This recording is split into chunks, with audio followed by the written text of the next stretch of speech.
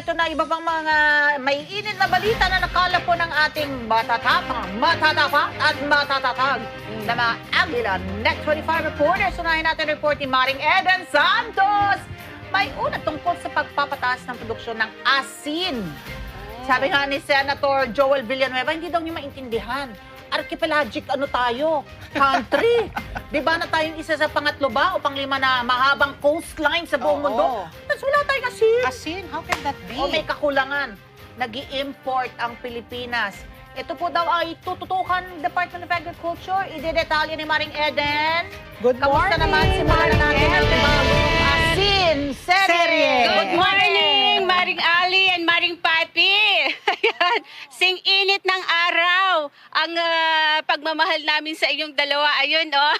Tama kayo dyan, ano? Dahil nga sa mga kaliwat ka ng ulat na nagkakaroon ng kakulangan ng supply sa asin dito sa ating bansa, ay magtutulong-tulong ngayon ang iba't ibang national government agencies upang paunlarin ang lokal na industriya ng asin sa Pilipinas.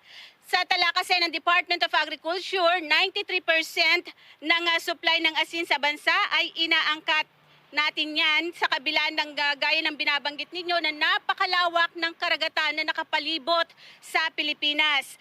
Pangungunahan ng Bureau of Fisheries and Aquatic Resources o BIFAR ang gagawing research and development.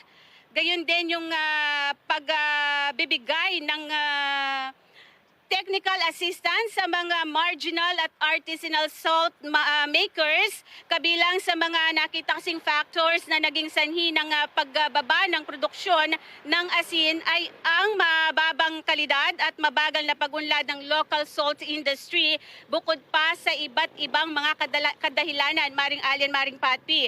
Tinitingnan na rin ng DA ang pagpapalawak pa ng production areas, pagpapaunlad ng teknolohiya, kabilang na yung evaporation system at paggamit ng iba't ibang makinarya upang lalong mapabilis at mapataas ang produksyon ng asin dito sa ating bansa. Alam naman natin, Maring Pati and Maring Ali, isa ang asin sa mga talaga namang kailangan araw-araw sa pagluluto ng mga nanay natin na abala sa kanilang paghahanda ng mga pagkain sa kanilang mga pamilya. Back to you, Maring Pati and Maring Ali.